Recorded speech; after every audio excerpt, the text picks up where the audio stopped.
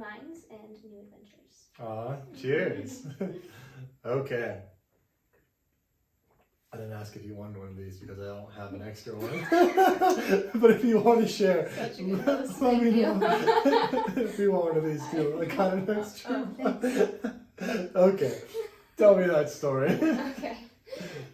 So this is from a story, a time that I was in Minorca, Spain, on the island of Minorca. So it's an island. It is an island. It is in the Mediterranean Sea. It's just about like right there. Okay. And we had gone there after traveling to Barcelona. We decided, at the time, we didn't have any way to get like an EU driver's license because we were like 19 years old and we couldn't get any license, so we couldn't rent mopeds like everybody else does when they go there. And so we rented these bikes, and they were okay bikes. Not the best, but they got us around. And so one day we were like feeling very ambitious, and so we're like, okay, we're gonna bike to this trailhead, and then we're gonna go on this like 6 mile long hike, and it's just along the coast, so it's not like a lot of up and down. We're gonna go on this 6 mile long hike one way, and then hike back, and then bike to this place you can rent kayaks, get kayaks, go kayaking, and then bike home. Oh my, that's a full day. It was the best idea we ever had. We were like, this is gonna work so great. Like, okay, here we go. Okay. And so we had gotten our bikes the day before, so that morning we didn't get up particularly early. But it was probably like 9 o'clock we rolled out. That's pretty early. I didn't feel like it was early, but we rolled out, and I think the bike ride was like 17 miles to the trailhead.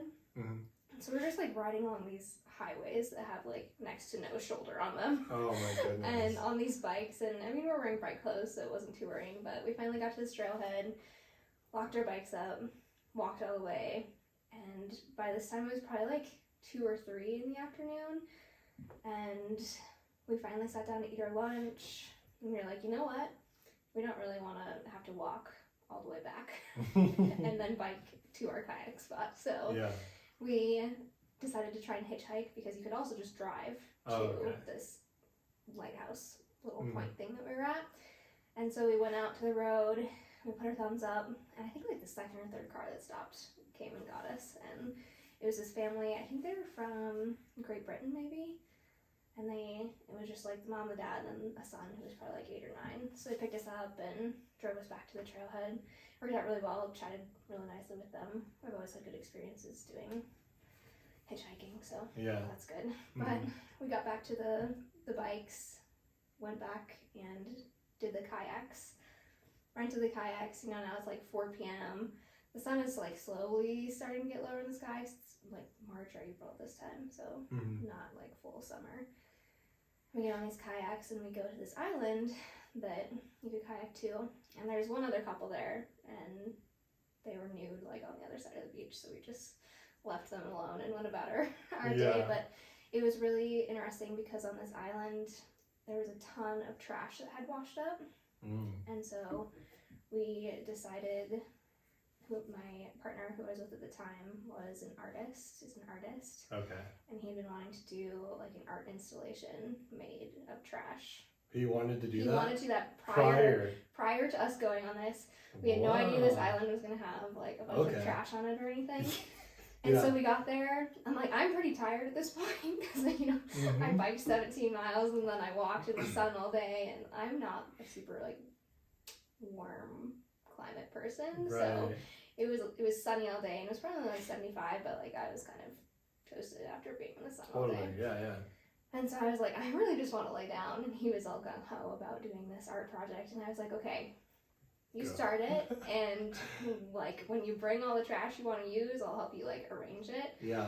And so we ended up making, I should say he ended up making, I was just kind of there like kind of begrudgingly helping. Like, I guess I have to be here, so here we go. But it actually, in hindsight, it turned out really, really cool because we made kind of like the shape of a rainbow, but the colors were kind of like going this way. So instead of the typical like rainbow, it was like opposite of that. Okay. It's kind of going across this way, and it just, of all the different pieces of trash that we found, and it looked really, really cool. And so we like took some really nice photos of it, I did some like up close ones to show like all the things that we found. I mean, it was everything. Like there was toothbrushes and pill bottles and little toys, and of course, you know, like plastic containers and things that had never been opened before, and it's just like, wow, how did this get here? And crazy things like that. But it was kind of just a serendipitous little day, so we took a bunch of pictures of it, and it looked really cool on the beach too. Like it was a white sand beach, so just like we put it like down on the white sand, like right there. And when we were kayaking away, the other couple that had been on the beach, they like walked over and were like looking at it, and it was really cool because it was just fun to think about like the people who are going to see it after this, and like hopefully have some like thought-provoking conversations after that. And we also showed the pictures to the kayak company that we had rented from when we got back, and they're like, oh my gosh, like, can you send us those? Like, we'll totally do some like marketing stuff with them. So I didn't know the follow-up on that because I didn't really follow it, but I think they're going to use it for some like marketing stuff, and they said that they're planning on doing like a beach cleanup day and stuff like that, and they're going to use those pictures to do it. So yeah, we that was kind of the day, and we got back like right at sunset, I think, to our we were staying at an Airbnb there, so we got back around sunset, and ironically I got very sick the next day. Oh, you did? I think exhaustion? Yeah, I think the sun kind of got me, but probably. I don't know, it was something more than that too. I was sick for a few weeks after that, but that's really interesting that he wanted to do an art project out of trash specifically before going to that island or that beach with full of trash. Like, that's really cool. Yeah. I've never thought of like doing something like that. Usually you see trash, you're like, let's just pick it up. Instead of let's have something inspirational, let's make something out of this that can be seen for everyone to like also have thought-provoking. You know, let's pick it up, or maybe we can make something out of this. It's really cool. I'm gonna try to do that someday. Yeah, it was really cool. Like it would be fun to have that be kind of like a theme while you travel, you know, when you're going different places, like do different little like art installations for it. If I was more of an artist myself, I would go for that, but so how would you do that going forward? What do you mean, like finding more trash and doing more art installations out of trash, or maybe doing like paintings and just putting them up as graffiti places, or do graffiti? Oh, I guess not. I was thinking more about the trash thing, because you know, if you think about places that you go, you can almost always pick out places where you've seen just a lot of trash. I feel like I can't. I mean, I have a few, but I feel like a lot of places are like really clean. I don't know. I'm thinking about in like the highlands of Peru when we were like driving through. Yeah. And I just remember looking out the bus window, and it's, you know, it's a barren landscape to begin with because you're at like really high elevation, like 11, 12, 13,000 feet. And I just remember looking out the window and seeing just like fields of trash. Like it's not covered in trash, but there's trash everywhere. For sure. And you're like, oh my gosh, like we're in the highlands of Peru, like nobody even lives up here. Like what's going on here? So I don't know. There, and I mean cities are always, you can find trash. Bangkok had a lot of trash in it. A lot of smog. A lot of places they just burn the trash. Like I see like a lot of trash piles on the side of the road or wherever, and they're just getting ready to burn it. So, but I might do that if I see it on a beach. I'll definitely make it like a sand sculpture, incorporated with a bunch of plastic and stuff, and make something artsy. I feel like I'm not that artistic though. I know, see, that's the problem. I'm not either, so that's why it was kind of more his thing than mine. But you know, I was there, so I'll take some credit for it. Now I'm trying to think of what I would make, and I can only think of a rainbow now. So I'd probably make a couple Karens. A Karen and a sandcastle and a rainbow connecting them. That'd be kind of cool. Ooh. There you go. There we go. Now I know what I'm going to make for my next art project. Yep. That's interesting. I wonder who else would want to do that with me. Like if I'm abroad, like I have a lot of random travelers, I wonder if they'd want to participate. I bet people would be pretty into it, honestly. I think so too. Yeah. So what was that island called again? It's called Minorca. How'd you find that island? Just on a whim? Yeah, I think we were actually looking at flights, and we just had the option of like take me anywhere on, or maybe like take me anywhere in Europe because we were in Spain. Yeah. And we found super cheap flights. Like I think it was like $20 for the flight from Barcelona to Minorca, and then another set of like, I think there were $12 flights to go from Minorca back into Italy afterwards. Oh wow. So we were like, I mean, we might as well. So before I ask you my next question, hold on, I gotta grab my hacks. Oh, I forgot to ask. Oh no. I do this all the time. Then I get here, then I start it, and I feel naked without it. Like it just doesn't feel. If I don't have a talking prop, it feels weird. You know. But anyway, so how was it like a Euro trip, or what was this trip? Just for fun with a boyfriend, or? So this was, we were 19, so we started school at MSU right after high school. Yeah. We did 1 year there, and then decided that we wanted to go on a big trip. Yeah. And so we took what would have been the second year of college off, and... Really? I didn't know that. Oh. Yeah. I think actually he did the fall semester. He was still in school. Yeah. But I took it off to work so I could save money. I didn't know you did that. Oh, okay. So it took me 5 years. I didn't realize it took 5 years. Yeah. So yeah, I worked for, I don't know, it was like 9 months that I worked, I think. Just saved up a bunch of money. And then we went on this trip, and it was 6 months in total. So it was 3 months of road tripping around the US and then 3 months in Europe. So we initially drove from Montana across to New York and did a few weeks. It took a few weeks to do that. And then we flew from New York into Barcelona, and then we just did a whole Europe trip for 90 days, which was, as long as you can be there without any sort of visa. And then came back to the US and went from New York. We actually went north for a little while, went into Canada, came back down into Maine, and then went all the way down to Key West, Florida, and all the way across to San Diego, California, and then back up to Montana. So part of that Euro trip, is that when you're doing the farm stuff? So that was part of the 3 months? Yeah, that was part of the 3 months. Yeah. I thought those were two separate endeavors. No, this was all part of the same trip. Oh, okay. So you flew from, what's that island called? Minorca. I wanted to say like Madonna or something. Minorca. Sounds like the orca whale. Yeah, there you go. But it's not. Yes. Is there any orca whales over there? I don't know. Maybe I you doubt could be eaten by one in kayak. There's a FedEx truck. Guess what's on that FedEx truck? Yeah. He's coming here in a minute. Oh, I'm so excited. Me too. Like, you just come on in, sir. I know what you got in that truck. Could be my whole life ahead of me. Oh my goodness. Anyway, so you flew from Minorca to Italy, and that's when you did that trip, or that little excursion. The little farm. Yeah, tell me about that. Okay. So we found this farm on Workaway. Oh, you did it on Workaway too? Yeah, which I think you were talking. Erica was telling me about that, yeah. Yeah, so we found this farm on Workaway, and did we get stuff? I was like, excuse me, my house is here. Bring me my package. Yeah, so we found this farm on Workaway. It was a little organic farm. It's kind of how they advertised it, kind of organic and living off of everything that they produced on their farm. So this was a really diverse farm. They had animals that they were raising that they kind of primarily used for their own nutrition and to feed the animals. And then they made a lot of bread. And they sourced their ingredients for the bread from like other local farmers. So like trades and stuff. Cool. And it was all like hand baked bread. And they used like a wood fired oven to bake it. And so we got to be a part of that process like 3 or 4 times. And that was really fun.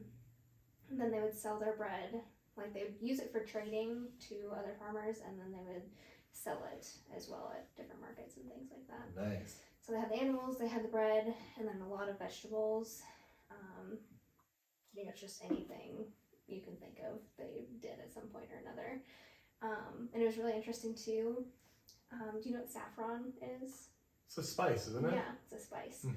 I never thought about where saffron came from until I was on this farm. And the communication was pretty limited. Yeah. Because, it's just like a family-run rural farm. And so, the main lady that we had been communicating with on Workaway, she spoke pretty good English. Okay. She was from, I believe, France originally. Yeah. Germany, something like that. So she spoke good English enough to communicate with. Yeah. But they had like a 6-month-old baby, maybe 5 or 6-month-old baby. And so she was, you know, a lot of the time away with him and just caring for him inside the house, and she wasn't like out in the fields working with us. Oh, I see. And so we were there with like the husband and the grandfather and the grandmother doing this work. Yeah. No English. No English. They're all in Italian. Yeah, all Italian. And, you know, we didn't speak any Italian. None. Grazie. So we were like, yee, okay. Ciao. That's it. Yeah, literally that was it. So it was a lot of like hand motioning and like they would show us and then we'd be like, okay, I think we get it. And then we'd do it for a few minutes. And then once they saw we were doing it okay, they'd go do something else. That got us in trouble a couple of times too. But yeah. But one time we went out to this field and it was probably like, I can't remember, maybe 3 or 4 rows. And maybe the rows were probably 30 feet long each. Okay. And they showed us this, you know, so we're like sitting here trying to figure out what we're supposed to be doing. So they would dig up a little portion of the soil and then they would start kind of like ruffling through it. Yeah. And then they would pull out all these little kind of like bulb looking like real roots or something? Yeah. Okay, sure. And we were like, okay. And so then they'd like throw them into these buckets. Yeah. And in each little like section, like maybe 1 foot section, there was probably 50 little bulb things that you had to like dig through the soil to get. It's a lot. It was a lot. And so they were like, they like showed us and then they like pointed to the rest of the row, like, go for it. And we were like, okay. So we like sat down and started going through and this took forever. Like the soil was really like rough and hardened. Yeah. And I found out later that was because they had already grown, like that was a crop they had already grown and it had died, and so the soil is kind of like firm right there. Yeah. And so we were like digging through this like really like rough and firm soil, pulling out all these little bulb things from everywhere. And we were like, okay. And so we're like putting in this basket and we're like discussing what this was. We were like, we have no idea. Yeah. I have no clue what I'm digging up right now. Like this could be anything. And then the next day, our task was they had taken them up to this like top. It was like a roof almost of one of their buildings, and it was kind of like a storage space mixed with like a workspace, just kind of like whatever they needed. Right. Just kind of like, it's kind of a mess. There's just a lot of stuff everywhere. But they had taken them up there and like laid them all out to dry overnight. And so then the next day we went and they had us go up there and we had to like break each of the little bulbs apart and like separate the stuff that was inside of the bulbs, which were like little seeds. And so we're like, okay, so they're like regenerating, like this is going to be for their crop next year. Right. And so we eventually asked Katerina, we were like, the one who could speak English, we were like, what are we doing? Like, what even is this? And we found out it was saffron. Oh. And she's like, yeah, that's why we were having you be super particular about when you're digging them up, because you don't want to miss one little bulb, because it's so expensive to buy more. I see. And you want to try and save every little bit of it. And it's like really hard to grow apparently too, so they like need every single last seed that they can get. Totally. And so we literally spent 2 like 10-hour days just like digging the stuff up and then like separating it. Wow. Those are long days. Yeah. Oh my goodness. It was really insane. So did you get paid or did you just stay there for free or? Yeah, it was just we got our housing and food. And I don't know, we have different opinions on how good of a stay that was, because when it was advertised to us, like a lot of things on Workaway are advertised as 5-hour days. And this one was no different. And so they said, 5-hour days, 5 days a week, and then you get 2 days a week off to do whatever you want. Right. And like, you're in the middle of the countryside, there's not really transportation anywhere close. Right, yeah. So in it, they said, like, we could take you to the train station if you want to, like, go somewhere on your 2 days off. I'm like, okay, that sounds like a fair deal. Yeah. So we got there, and we were working, like, 10 or 12-hour days while we were there. Just, like, laborious farm work. Yeah. And, like, after traveling for a while, at least for me, I like to feel like I'm doing something and, like, I'm working a little bit. Like, sure. It's hard for me not to work. Okay. And so being there for the first few days was actually really nice, because I was like, oh my gosh, I'm like accomplishing something, and I feel like I have it's an interesting perspective. Of a purpose. Okay. Yeah, that's something I struggle with a lot actually. Oh, that's really weird. Anyway, we'll keep going with that. Yeah. And so at first I was like, oh, this is great, but then it just kind of, we started getting in trouble for some things that it wasn't our fault. Right. So like we ate eggs that were in the kitchen for breakfast one morning because they had told us to eat anything in the kitchen for breakfast because breakfast was part of our food and they were supposed to be providing it for us. Right. And then she came and yelled at us. Like, how could you eat our eggs? Like, that's our source of livelihood. Like, how could you take that away from us? And we were like, oh, interesting. Sorry, you told us, like, in English, like, this was one who could speak English, like, sure. you told us that we could eat whatever we wanted in the kitchen for breakfast. Yeah. So we made ourselves eggs for breakfast. Like, so why was it such a big deal? Well, apparently they were going to sell them, and... Oh. And we were like, but we didn't know that. Like, usually you keep eggs to sell, like, in this other little room. Yeah. So we didn't know you were going to sell these ones. Like, right. we were the ones going out and collecting the eggs and bringing them in and, like, stuff like that. And these were eggs that were already in there. Yeah. And so we're like, oh, those must be fine for eating. So we got yelled at for that. And then the grandfather yelled at us a couple of times for supposedly doing something wrong. But we don't understand. Right, yeah. So it's hard to work when you can't communicate. It's really hard to work. So the communication was obviously an issue, but the way it was handled was also, we shouldn't have been getting yelled at for that necessarily. Sure.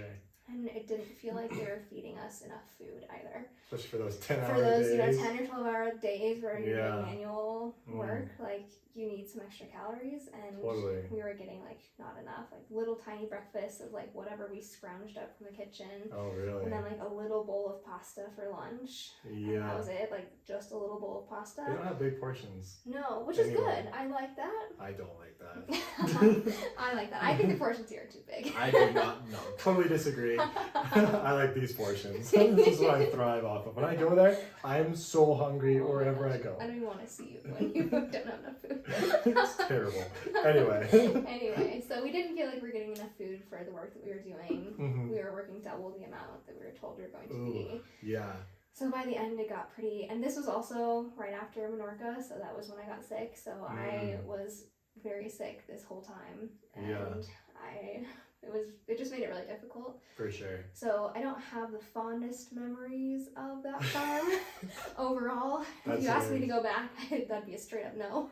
Yeah. But it was fun in the moment. Like, the bread was really cool, and we did go to a couple of markets with them. That was really fun, and I learned a lot of things about farming just by observing, without even talking about it. So it was pretty still a really cool experience. Definitely. Yeah. But dang, as far as you working while you're, like, you need to be working while you're abroad, like, I feel so accomplished just being there, like, just enjoying the views and being free and not having a time limit and let serendipity take over whatever we want to do. Whoever I meet, I see that as work. Like, I see it as an accomplishment.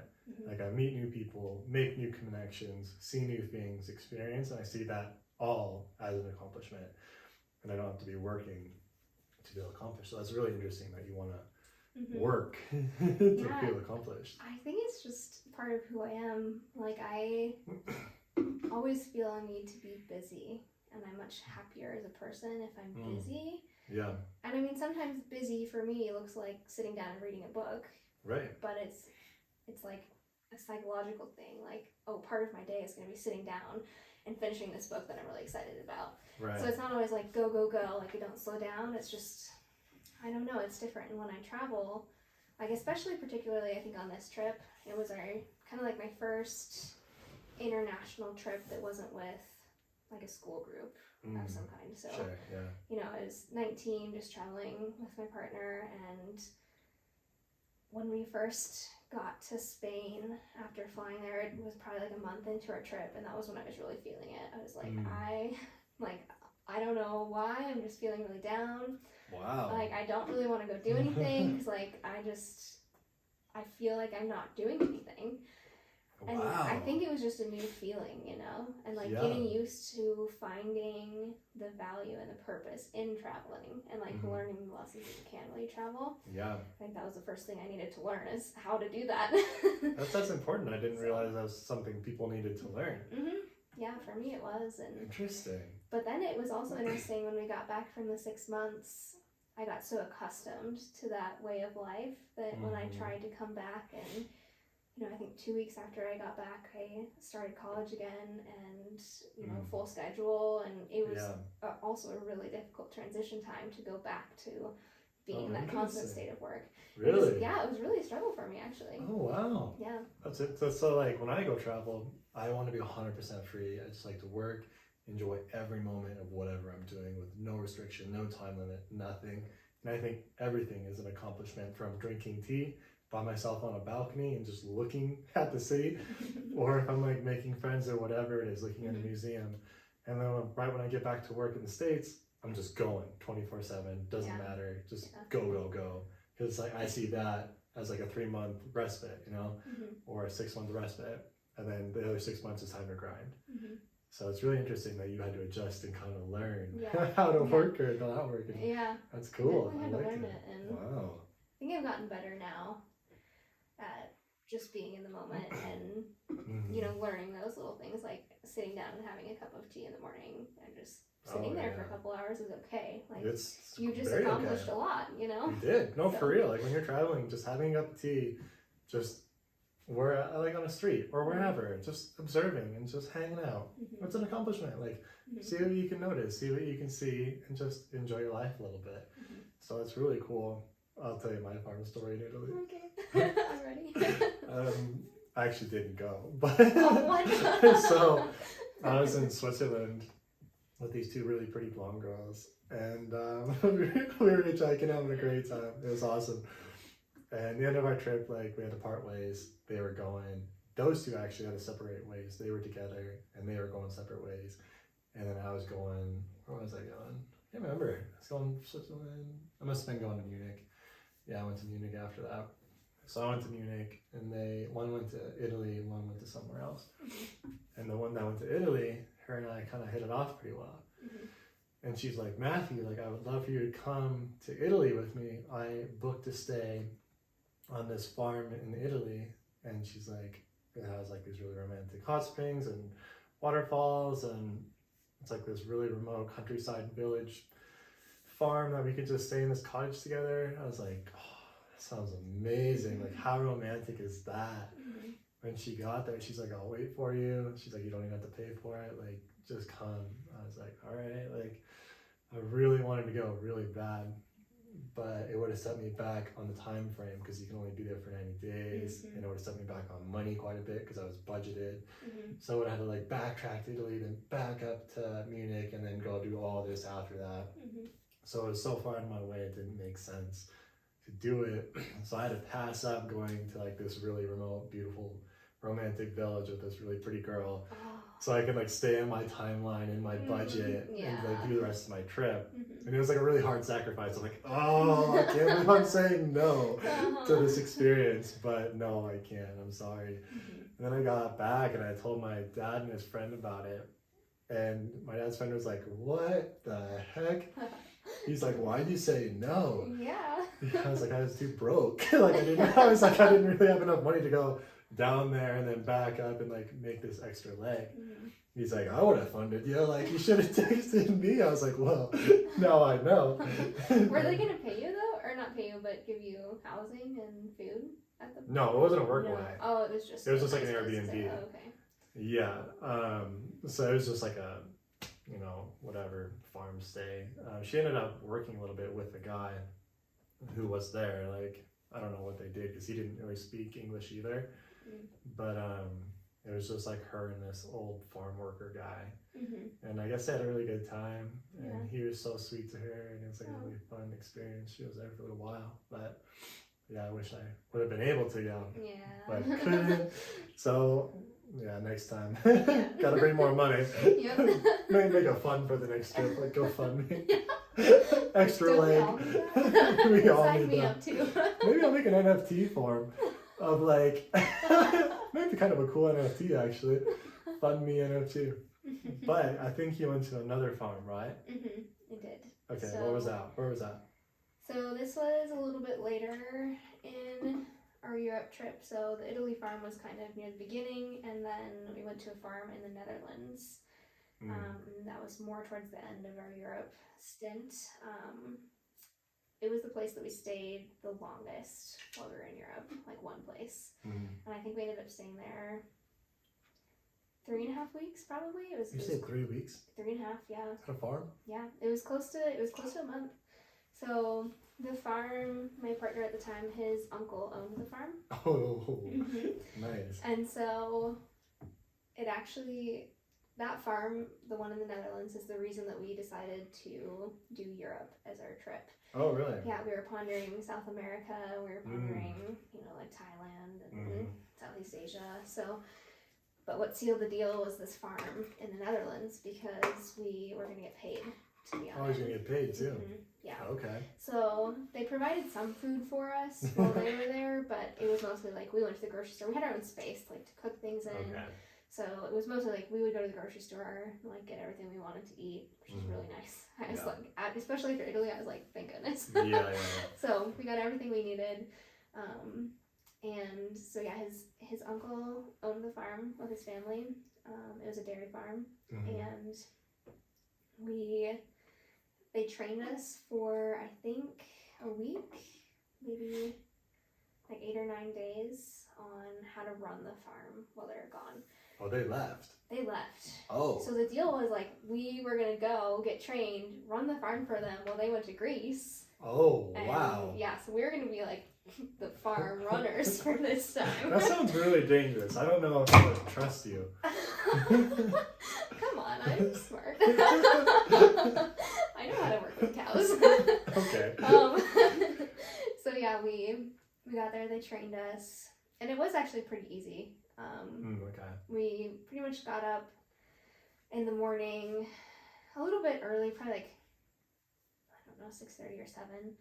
Went out and all of the cows were in the barn overnight. Okay. And so we just had to go out and then you actually check the computer system because it was a computerized like robotic milking system that they had, which apparently is like or was pretty modern at the time. I don't know, but it was really cool. So each of the cows has like a necklace with a tag on it that has a chip in it, and so then each time a cow like walks into the stall to be milked, the computer records it. It records a ton of data.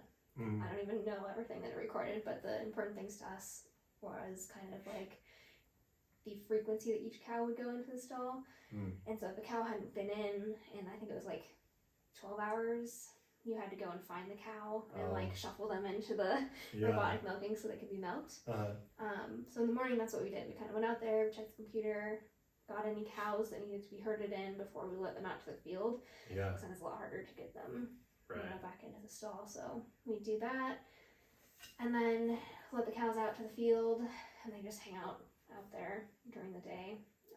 And then so after they went out, we'd clean the barn and wipe everything down or, spray it down.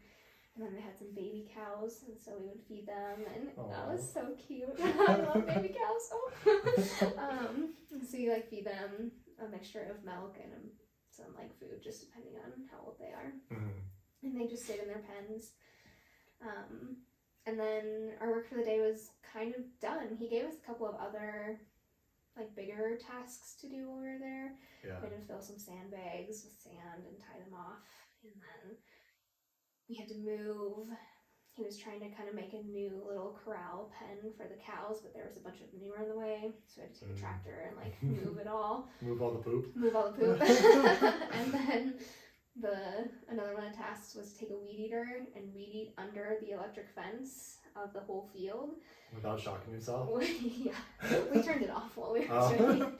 But get under it so that, because apparently when the grass touches the electric fence, it takes so many feet of grass touching the fence, it takes some of the charge away, and so apparently if a cow will run into it, they don't get shocked enough to. Oh, interesting. Yeah. Didn't know that. That was their rationale, at least. I don't know if that's true. I don't know if that's true either. But that's what I was told for the reason as to why I was weed eating miles of fence line. So yeah, I did a lot of the weed eating while my partner did the tractor work, so that was the most I've ever weed eated in my life. So he was sitting up on a tractor and made you go weed eat? Yeah. Wow. But it would have taken me 2 times as long to do the tractor stuff because really? I'm not as good a driver of a tractor. Okay, that's fair. So I was kind of the only choice. So I got really strong shoulders from carrying that weed hurts eater. after a while. Yeah, I had to take some breaks. I'd put the weed eater down in the middle of the field and just lay in the field. It was good work. So, yeah, and then basically we had several hours midday to just do whatever we wanted. So we'd go for a little bike ride because we were in the really nice countryside in the Netherlands. Nice. They had bikes for us to use, so we would just ride around. And you know, it was midsummer at this point, so we'd go to these little like watering hole things that they had. They're like man-made, like little lakes, but really nice and clean. So we'd jump in and swim, and there was a bunch of like families there and stuff. So we just have a hammock and hang out and go back and everything like that. So it was really fun. And there was one time when we were on the farm that we had a little bit of an incident with the cows.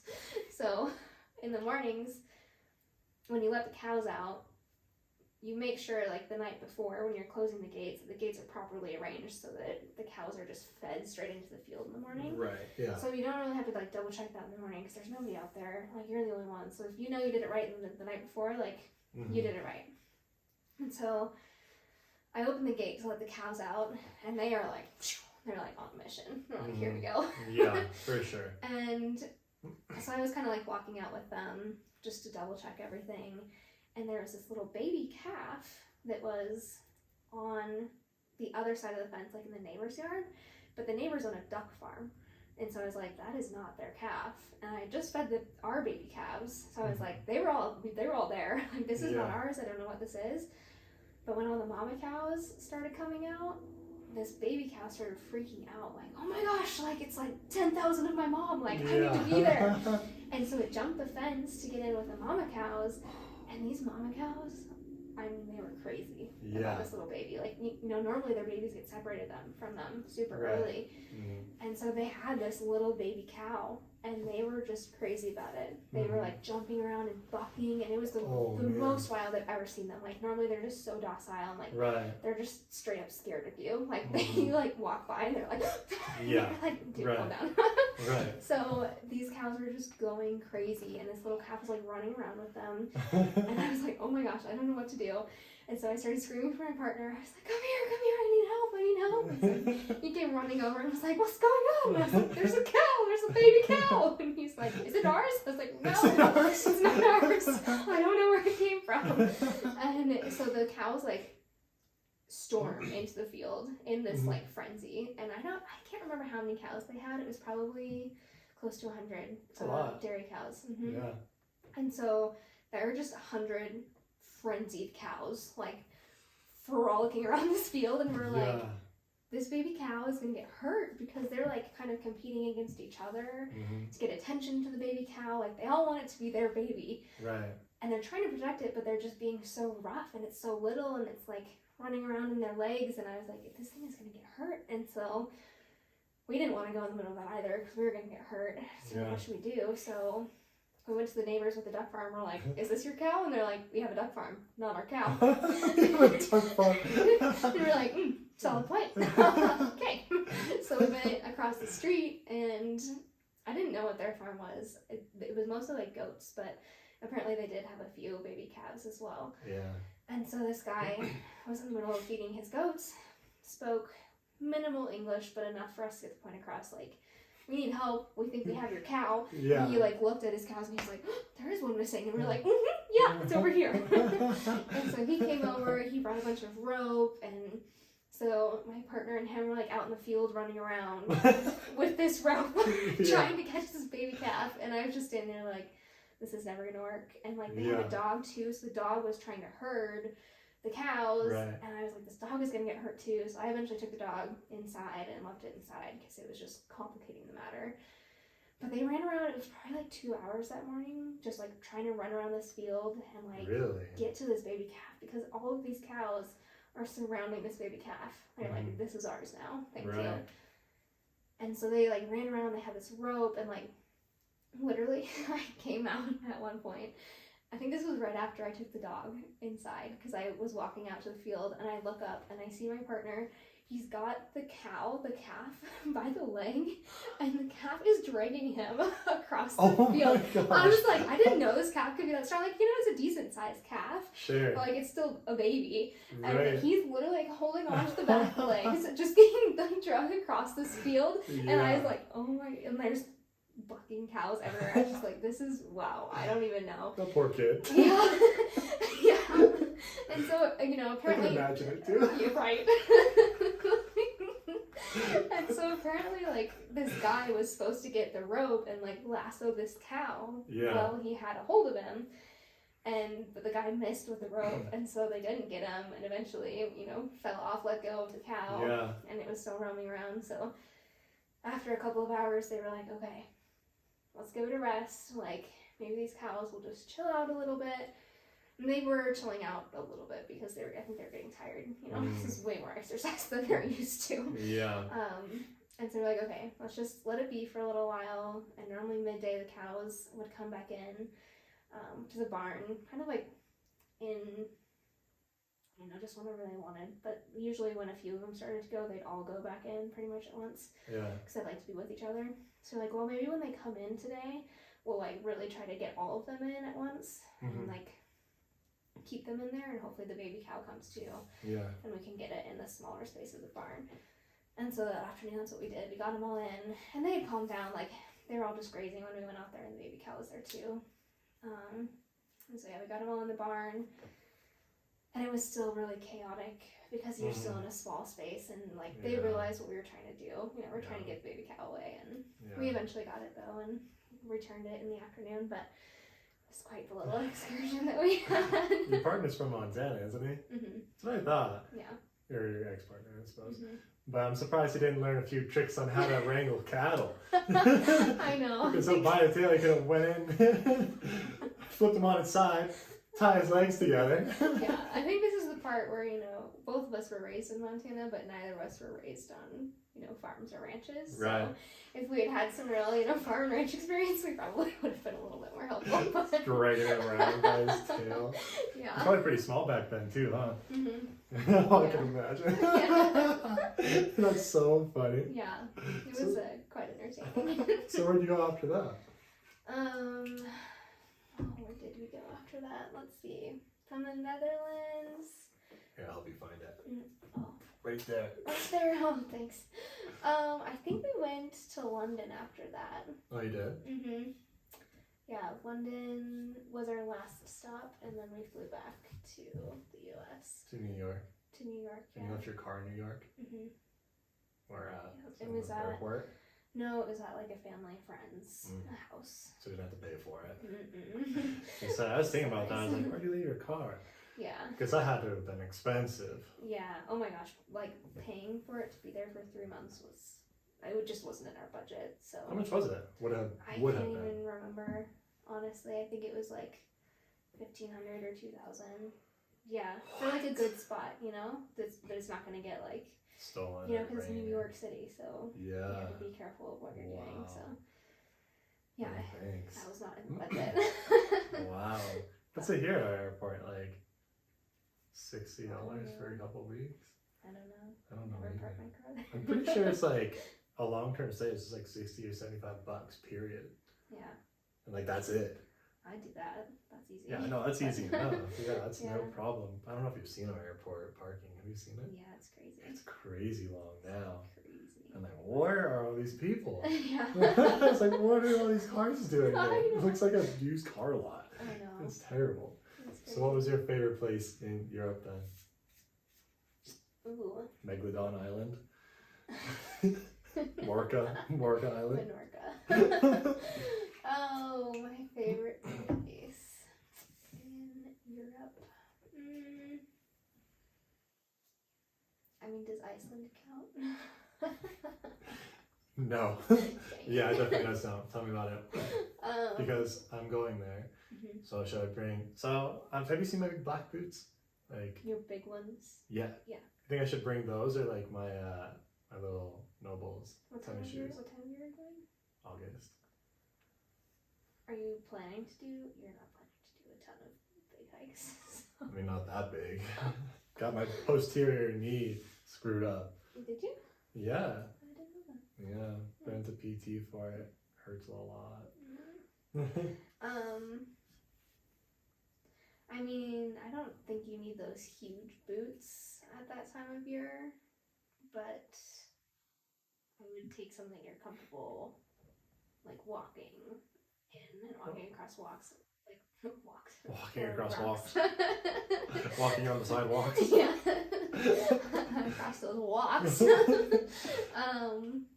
Because there is a lot of like trails, and you'll be walking like down to beaches and around and stuff like that. But right, I'm just thinking as far as like hiking, I guess. I mean, I've worn my Nobles everywhere, just those gym shoes I wear. Yeah, I think if you're comfortable in them, then that would be fine. I don't think you're gonna need the huge boots. I guess I was just thinking about like warmth a little bit, because then it's like after that's Norway.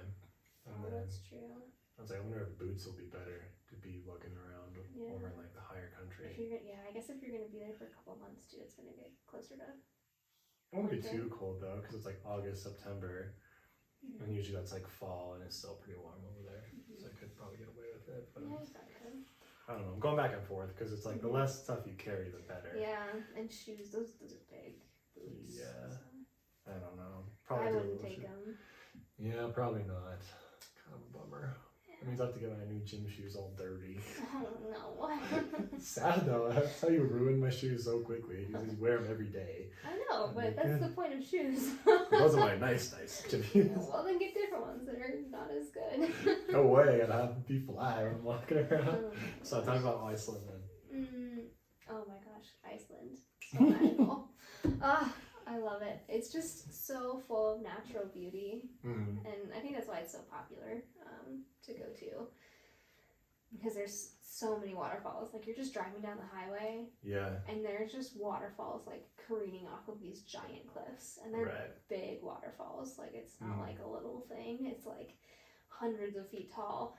And most of them there's not even a pull-out for, because like, oh yeah, it's just another waterfall. Whatever. Right. And so then, you go to the ones that do have the pull-outs and that are more established, I guess. But the landscape is just incredible with the waterfalls, and then you have the beach on like right on the other side. It is just so beautiful. There's a lot of like black rock there too, which is really pretty. And then you get up to more of like the eastern side of the country. There you kind of get up into the mountains and like higher elevation a little bit. And when I was there in October, it was really very snowy up there, and it just looked so otherworldly. Like, it looked like I was on the moon. Really? And there wasn't as many people on that side of the island. Yeah. And so I'd just be driving for like, 10 or 15 minutes, not see anybody. Yeah. Like, pull off and get out, and it's just like, you just look out and it's like, wow, I am on the moon right now. Yeah. Like, this is crazy. Do you know how many miles around Iceland is? Oh man, like 200 miles around? 300 No, miles? it's more than that. Okay. Significantly. I want to say it was around 1,000. 1,000? Really? I want to say. Yeah, because I guess it's a lot bigger than I realized. Yeah. I was like, look at it. Everything the whole time. I was like, I could drive around that in circles. But Iceland is a lot bigger than I thought. Yeah. Like, I mean, I was there for, 9 days? 10 days? Not enough time? I feel like it's not enough time. It was barely enough time. I wouldn't do it, and I wouldn't try and drive all the way around it in any less than that. But like for me, that was my solo trip too. So being by myself, you can be much more efficient in your travels by yourself than you can with other people. So, being by myself, it was definitely doable. There were some longer days in the car, but there's so much natural beauty. Like, I was totally fine to just drive, because every single piece of that drive was gorgeous. So was there a lot of hostels along the way? Did you look, or did you see any? I didn't look really for hostels because I had my camper van, and that's kind of the way that a lot of people go. Okay. And in the summer, you could just take a tent and rent a car, and a lot of people do it that way. And because there's these big campsite ground areas. Yeah. And since it was more like the winter off season, some of them were open still and some of them weren't open. But I found a lot of times the ones that weren't open, you could usually still get into. Yeah. Like, the gate was still open. There just wasn't anybody there to collect your fee. And so I just went and stayed at those for free. Nice. Which was really nice. Cool. But most people just do that, like some form of camping or in a van or something like that. It works out really well. Did you have Wi-Fi in the van? Yeah, so I opted for the Wi-Fi hotspot. So it comes with the van? No, it doesn't come with it. But you can opt in for it. Yeah. But you had the option to get it there. Yeah, they had it. Okay. And actually, since it was the off season, I got it for free. But don't tell anybody. Because it was kind of expensive to get. I think it was I want to say $15 a day to get it. I know, it was. I wouldn't have been able to function without it because I'm planning as you go. Yeah. It would have been a pain to have to stop at a restaurant or whatever every single time you need something. So. No, just having Wi-Fi is so nice. Yeah, I was planning on paying for it, and then they like almost forgot, and I was like, oh yeah, and they're like, oh yeah, here, just take it. Like, oh, that's really nice of them. Thank you. Seriously, wow. So. How big was the camper van? Just like a one little bed and a TV, or what? Yeah, so mine was one of the smaller models. Since it was just me, like I didn't need a lot. So yeah. It just had the 2 seats in the front, and then in the back it was just like pretty much like a queen size bed. Like if somebody had been with me, it would have been big enough. Okay. Like queen size bed, and then the mattress was kind of in 2, so you could fold it over on itself, and then you would have a spot to sit. I had some cushions on it, and then you could kind of pull back the like base that was on it. Right. And sit there. There's a little table that folded down, and it had like camping gear underneath. Like it came with like base camping gear stuff, which was really nice too. So, and it was big enough that I actually just cooked right inside of it with the little propane thing. I don't really think you're really supposed to do that, but I just like opened Probably the doors. not. It was too cold outside and too windy when I was there, so like fair. I couldn't do it outside. Yeah. And so I just like propped my doors open just a little bit. So I didn't get too gassed out in there. You're probably not supposed to do that. I wouldn't recommend that. I'm not recommending it, but I feel like it's very unsafe. Gotta do what you gotta do. Gotta do what you gotta do. I do agree with that. Well, I'll let you know what I decide to do when I go, because I don't know if I'll camper van it or hitchhike it or take a car. Kind of depends who I go with, if I go alone or find somebody to go with. I kind of imagine hitchhiking would be fairly easy because there's so many tourists. And right. I think they might see you and like they have an extra spot in their van. They'll be like, "Where are you going?" And like, I don't know where you're going. Just going down the road. So I got a sleeping pad and that's it. So I gotta sleep wherever you drop me off at. Yeah. One thing to know too is you can only camp in the designated camp spots. I'm sure. So since there are so many people, I think they got kind of tired of everybody just pulling off in random places and camping. Yeah, so that's kind of trying to preserve some of their. Which is totally understandable. Totally. They're totally sustainable. I'm pretty sure like that whole island is sustainable energy, right? Or renewable. Yeah, and I think at least in Reykjavik, I know that their whole city, like their energy source is from the hot water that's under the ground. So is that geothermal? Is that what that considered? Like geothermal energy, and it's all from like right there. Right. So pretty sustainable. Insane. It is insane. Insane. I learned that and I was like, wow, that's so cool. Like they're powering an entire city on that. On geothermal energy. Yeah, that's crazy. I'm like, why don't we take Yellowstone energy and power us? Yeah, exactly. Save a lot of money. We have that same thing right here. For real. I'm like, why can't we harness that? I watched a YouTube about it one day. Oh yeah. There was like a lot of reasons why we haven't. And it was like risks of explosions and like so many other factors of just like technology we don't have yet. Yeah. So, but I figure we could probably do something with that eventually. Being the biggest super volcano. Yeah. Gotta make use of it before it explodes and kills us all. So. Or we could just filter out all that energy towards us so it doesn't explode. Yeah. I'm really worried about that. I'm like, what if that did explode one day? I'm like, do we get reimbursed for our houses or? I'm like, well, insurance you better check your insurance policy for this. I'm like, does that consider fire damage or what is that considered? Do you have volcano coverage on your insurance? I don't know, but I want to classify that as fire coverage because I have fire coverage on there. Okay, but if it blows up and you're here, you're I'm gonna be dead too, so you won't have to worry about it. But I'm planning on being gone when it blows up. Oh, okay. So I'll come back and I'll be like, excuse me, can you rebuild my home? Yeah. Nicer or something. Oh my gosh. But I'm not sure, so it's actually kind of a gamble. I'm kind of worried about it. Like, one day, when's it gonna go? And when it does, I gotta get on the private airplane and just book it. Well, if I'm here, make sure you take me with you. Sorry, no time. I got me and my water bottle and my axe, and get out of my way. I'm going to Iceland. Okay, I want to hear about your job though. So what is your position anyway? I don't really know. In San Diego? Yeah. I am a dialysis nurse in San Diego. Well, that's a good point that you came all the way here just for this podcast from San Diego. Yeah, I did. You should feel very honored. Thank you. Do you know what dialysis is? It's when you're, not your cervix, but when you're having a baby, your dialysis. So when you're babying, laboring, you dialysising. And yeah. Is that what you actually think it is? I have no idea what it is. I just know he went to school to be a midwife. So that's I just try to tie it into that. So tell us what it really is. Look who's outside. Ooh, oh. I was like, the mailman? This is gonna be a show, so I'm gonna watch this. No, so dialysis has nothing to do with. It's a big old case of beer. Bucket of beer? Well, that was uneventful. Oh. Oh, the things you can see from this room. Okay, anyway. You see a lot. Back to it. Dialysis is for patients whose kidneys are no longer functioning. So end-stage renal disease is when your kidneys don't function at all. So if your kidneys are not functioning, your blood is not being filtered at all, and you're getting a buildup of toxins in your blood. Okay.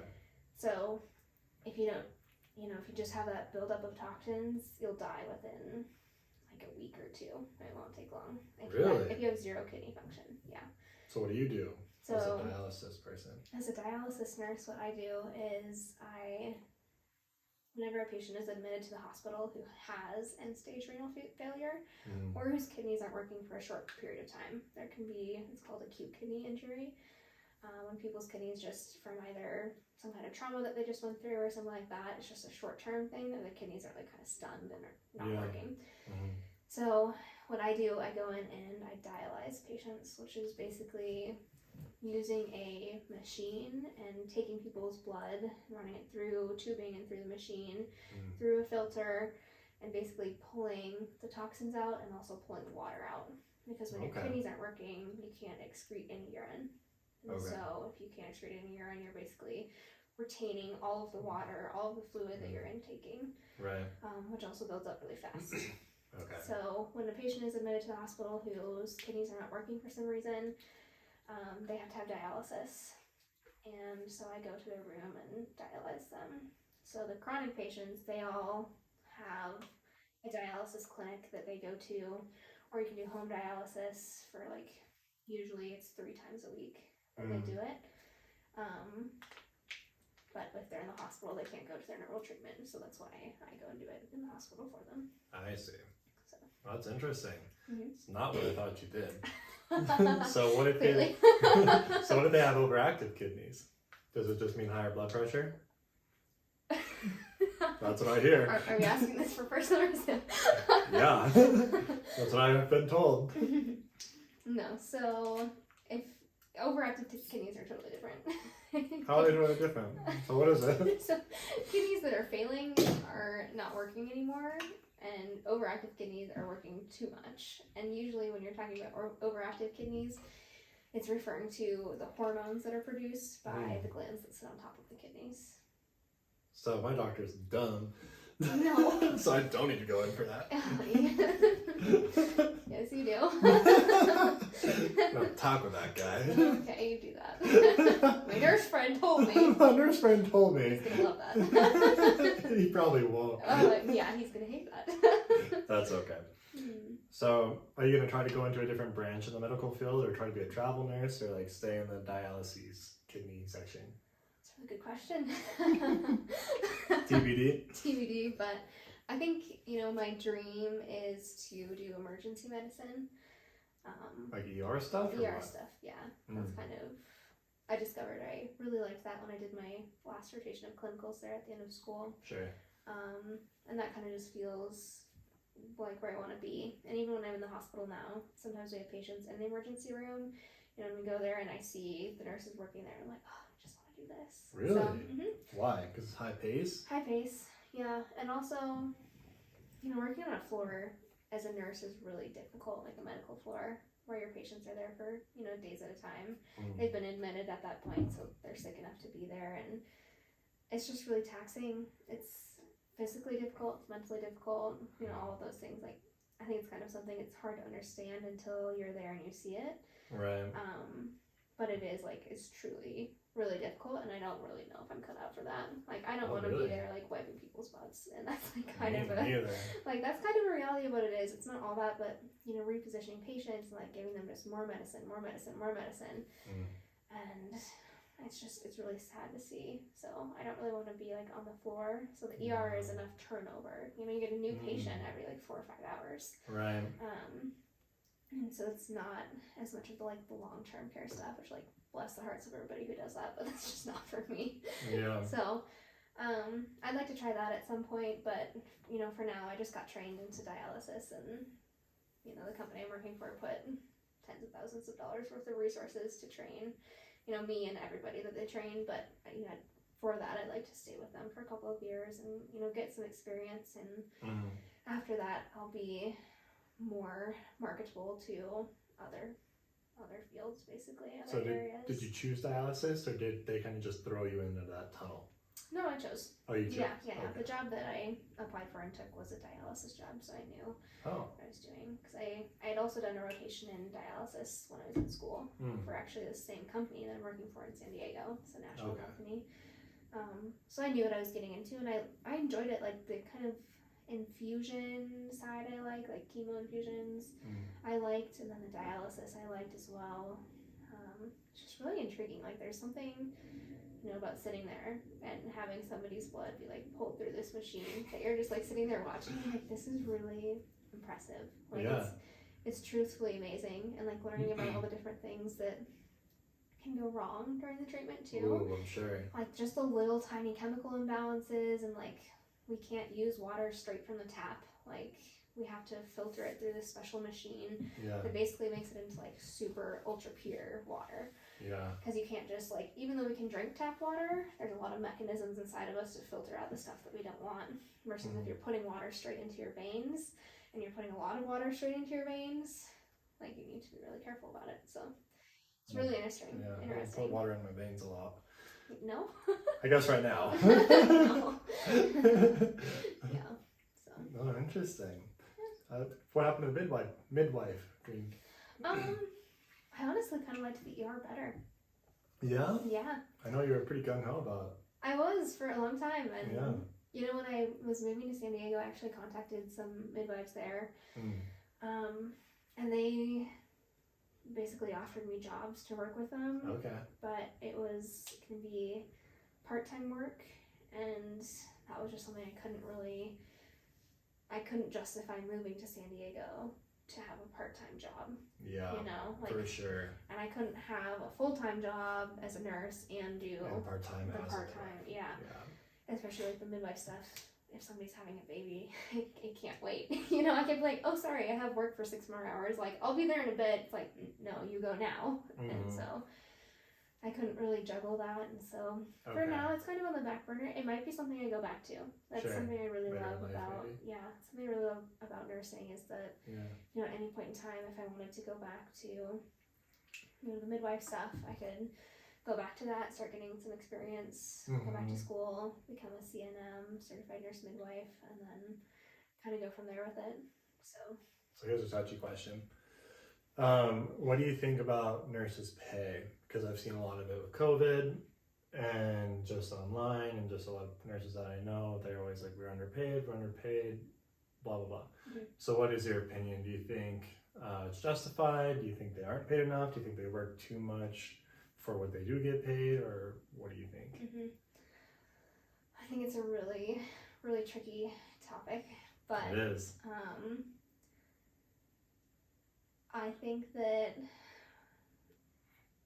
there's a lot of factors in the healthcare system that have led us to where we are right now, confounded with the fact that we just went through a pandemic, and nurses were already burnt out to begin with, and now it's just a lot worse. Like, a lot of nurses in big cities did go through huge traumas in the last couple of years, but also now we have this kind of inflated bubble almost. I don't know if that's a proper term. I'm not an economics person, but that's how I would describe it. Is these travel nurses are getting paid more, hundreds of dollars an hour to travel different places for their contracts.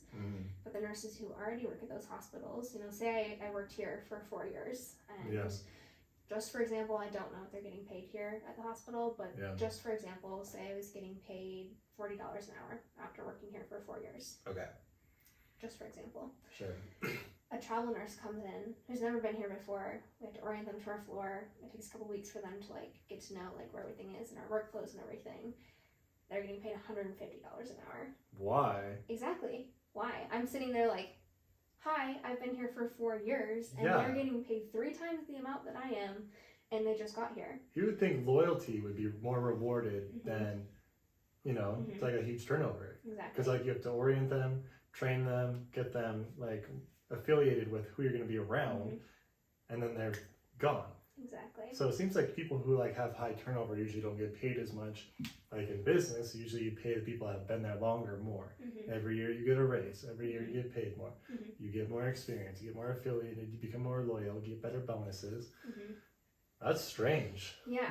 So then what's happening is, you know, me sitting here at my $40 an hour would be like, well, why am I sitting here at the same hospital getting paid $40 an hour when I could go take a travel gig too? Like, I'm experienced. I've got 4 years of experience.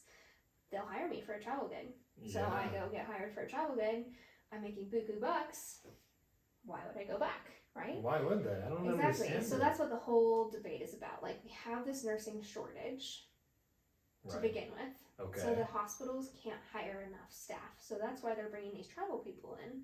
But they're paying these contracted companies and these travel nurses a ton of money to bring these nurses in because we need them. Yeah. But then they're not compensating their normal nurses. They're as loyal much. ones. Exactly. Yeah. Ones that have lives and they're established in that area. Wow. Yeah, so I think some of the argument is like, well, if you would just bump the salary of your nurses by $10 or $15 an hour, maybe they'd stay with you. Like, totally. make better working conditions for them, pay them enough, more. You know, if you're going to be paying these travel nurses more, like pay your loyal ones more too, and then you'd actually be able to retain people. Right. So that's kind of where this whole like argument thing is coming from. So it's just like, I don't know the answer to it, and it's a really difficult place to be in because these hospitals need workers, you know? I feel like everywhere needs workers. Yeah. Everywhere needs workers. Everyone is biased about, we need workers here, we need workers in our restaurant, we need workers in our whatever job we do, the nurses need this, teachers need that. Everyone is very biased to their field and their industry. Everywhere does need workers for sure. But I'm always curious, like I hear a lot of it about the nurses. We need more money, we need to get paid more. And I was like, what do you get paid? And like, why do you need to get paid more? Because to my knowledge, they get paid pretty well. And I do have a lot of travel friend nurses, and they make great money. And I'm like, are you complaining? Because you better not be. Yeah. And I think too, it's, you know, with nursing, I am not super familiar with workforces of other industries, but in nursing, long before COVID, there was a shortage. Just caused by, I mean, lots of, like I said, lots of things in this nation, the way that we do healthcare here are not ideal for workers or for patients. So there's that, and then on top of it, some of the problem is why we have a shortage is there's a lot of people who want to get into nursing schools, but a lot of nursing schools are very competitive. Yeah. The reason they're competitive is because they can only accept a certain number of students because they only have a certain number of professors, a certain number of preceptors, a certain number of spaces in the hospital to train. Right. You know, hospitals can only sustain so many students at one time. Totally. Before they lose productivity and it becomes unsafe, frankly. So you have this lack of educators and this like wealth of people who want to, but you're being so selective, you're only picking like the top ranks of these people when actually there's a huge pool of very qualified people who could get into it but are just having trouble because there's these barriers for them to get into it. So there's always been this shortage of nurses even before this. I wonder how we can break down a barrier like that, because I feel like with that profession you kind of need to be trained in person at the facility on the job, and I don't think you can do everything on the computer or with online cadavers. No way. I don't know what to call those. Just like online bodies. Online simulations. Like you have to be in there, like the actual tissue and the actual situation, the actual pressure. It's all different than online. Like it's not like a business job you can just learn online. Like you have to be there. That's interesting. Wow. Yeah. It's a lot to think about. It is a lot. For something I have no knowledge about. Yeah, and like, for example, I went to school for 4 or 5 years to get my degree. I got my BSN, took my national exam, had my RN, but a lot of training happens on the job no matter what. Like, I'm getting 6 months of training into dialysis, which is pretty much like I'm so glad I have that base of the nursing of the 4 years. Yeah. But I think, in the total of 4 years that I was in school, we probably talked about dialysis and end-stage renal disease for like maybe 1 day of class. Maybe 1 day. So if I had gone into school being like, I want to be a dialysis nurse, I would be very frustrated because here I am sitting here learning about laboring mothers or like whatever else, and I'm like, this is not going to even come close to applying to me. Right. But yet here I am, and so it's really interesting because at the same time, like I said, having that base of knowledge and like the wide, like diverse knowledge that school gave me, I would never not want to do that. Like I like having that. So I feel like it's necessary. I feel like it's necessary, but in terms of educating more people into this workforce to help with the current issues and just like the staffing shortage and things like that, I feel like there could be some creative ideas and kind of like workarounds to still get there. I'd have to ponder that for a little while to like think about how to mitigate. I know it's a big. I don't know what I would do, but yeah. I mean, I just feel like there is a better way than what we're currently doing. I don't know what that is. But. Maybe take some of those profits from Big Pharma and allocate them somewhere else. Got the answer right there. There we go. Steal some profits from Big Pharma, find them a little more, and open up some more nursing schools. Yes. Probably could actually do really well. Yeah. You know how much Pfizer made over the pandemic? Oh my god. Huge amounts. It was like $65 billion. Oh my god. In profits. Yeah. Which is absolutely insane. Like in 2 years, $65 billion in profits. Let's just take $10 billion of that and donate it to anything in the medical field. I'm sure you could do a lot of good damage with that. Yeah. So, man, another fight I have to think about. I'm on a lot of forefronts of these fights, but I'll figure it out. A lot of these nonprofits. Now I gotta think about this, dang it. I'll keep you busy. Yeah, alright. Well, let's call it good. Okay. Alright, what's cheers to? I gotta think of one. Yeah, it's your turn now. I'm thirsty for that. I'm always like thinking about like the topic, and I never think about like the ending cheers. So I'm like, oh, how could we fix healthcare now? And it's like something to think, like ruminate on. I'm gonna be on it all night. For real. I will. I'll probably come up at dinner and be like, guess what? I figured out the solution. We gotta get in touch with the hospital now. Yeah, right now. Let's cheers to being productive in the serendipitous freedom. Cheers.